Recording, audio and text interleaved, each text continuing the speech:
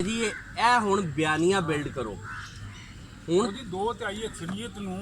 ਬੁਲਡੋਜ਼ ਕਰ ਦਿੱਤਾ ਨਾ ਸਰ ਬੁਲਡੋਜ਼ ਕਰਤਾ ਅੱਛਾ ਤੁਸੀਂ ਉਹ ਲਾ ਕੇ ਕੀ ਪਨਾਮਾ ਕੇਸ ਦੇ ਵਿੱਚ 400 ਬੰਦਾ ਸੀ ਕਿਸੇ ਨੂੰ ਪੁੱਛਿਆ ਨਹੀਂ ਉਦੋਂ ਸਰ ਪ੍ਰੋਫੈਸਰ ਸਾਹਿਬ ਮੇਰੀ ਯਾਰ ਸੁਣ ਲਓ ਪਹਿਲਾਂ ਉਦੋਂ ਵੈਸੇ ਵੋਟ ਕੋਈ ਜਦੋਂ ਉਹ ਤਾਂ ਬਾਅਦ ਦਾ ਵੋਟ ਕੋਈ ਦੋ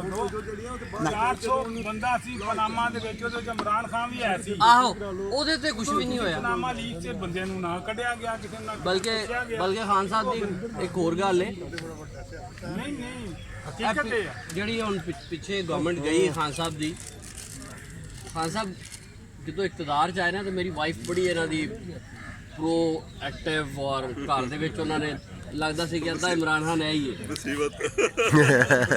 ਮੈਂ ਸੁਣਨਾ ਤੇ ਮੈਂ ਹੱਸਣਾ ਜ਼ਾਹਿਰ ਹੈ ਇਹਨਾਂ ਦਾ ਸਬਜੈਕਟ ਵੀ ਪੋਲੀਟੀਕਲ ਸਾਇੰਸ ਹੈ ਮੇਰਾ ਹਿਸਟਰੀ ਹੈ ਸਿਸਟਰ ਸਬਜੈਕਟਸ ਨੇ ਮੈਂ ਨਾਲ ਨਾਲ ਐਨਾਲਿਸਿਸ ਕਰਨੇ सर इधर ਜਦੋਂ ਨਵਾਜ਼ ਸ਼ਰੀਫ ਨੇ ਕਹਿਣਾ ਨਾ ਸਰ ਜਦੋਂ ਨਵਾਜ਼ ਸ਼ਰੀਫ ਨੇ ਕਹਿਣਾ ਨਾ ਮੁਝੇ ਕਿਉਂ ਨਿਕਾਲਾ ਤੇ ਮੇਰੀ ਬੇਗਮ ਨੇ ਹੱਸਣਾ ਮੈਂ ਕਿਹਾ ਇੰਤਜ਼ਾਰ ਕਰ ਜਿਸ ਦਿਨ ਇਹਨੂੰ ਕੱਢਣਗੇ ਤੇ ਇਹ ਕੰਟੇਨਰ ਤੇ ਉਹਦੇ ਨਾਲ ਖਲੋਤਾ ਹੋਏਗਾ ਹੁਣ ਸਿਚੁਏਸ਼ਨ ਉਹੀ ਹੋ ਗਈ ਉਹ ਵੀ ਪੁੱਛਦਾ ਮੁਝੇ ਕਿਉਂ ਨਿਕਾਲਾ ਇਹ ਜਿਹੜੀ ਰਜੀਮ ਚੇਂਜ ਸ਼ੁਰੂ ਤੋਂ ਹੁੰਦੀ ਇਹ ਸਰ और सिर्फ पाकिस्तान नहीं sir you should go to Yemen you should go to Libya you should go to Iraq you should go Iran ਦੇ ਵਿੱਚ ਅਜੇ ਨਹੀਂ ਹੋ ਸਕਿਆ ਕਿਉਂਕਿ ਔਰ ਸੀਰੀਆ ਤੁਸੀਂ ਇਹਨਾਂ ਮੁਲਕਾਂ ਦੇ ਵਿੱਚ ਕੀ ਕੀਤਾ ਰਜੀਮ ਚੇਂਜ ਨਹੀਂ ਕੀਤੀ ਤੁਸੀਂ ਆਵਾਮ ਦੇ ਵਿੱਚ ਉਹਨੂੰ ਜੀ ਅਰਬ ਸਪਰਿੰਗ ਦਾ ਨਾਮ ਦੇ ਕੇ ਤੁਸੀਂ ਬਰਬਾਦੀ ਕੀਤੀ ਬੇਸ਼ੁਮਾਰ ਲੋਕ ਮਰਵਾਏ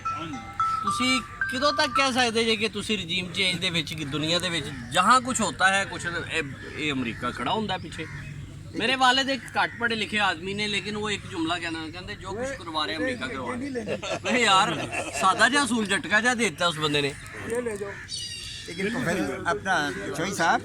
आरम साहब 97 ਜਾ ਰਹੇ ਦੇਖੋ ਕਿਹੜਾ ਜਾ ਰਿਹਾ 97 ਦਾ ਜਿਹੜਾ ਟਾਈਮ ਸੀ ਤੁਹਾਨੂੰ ਪਤਾ ਹੈ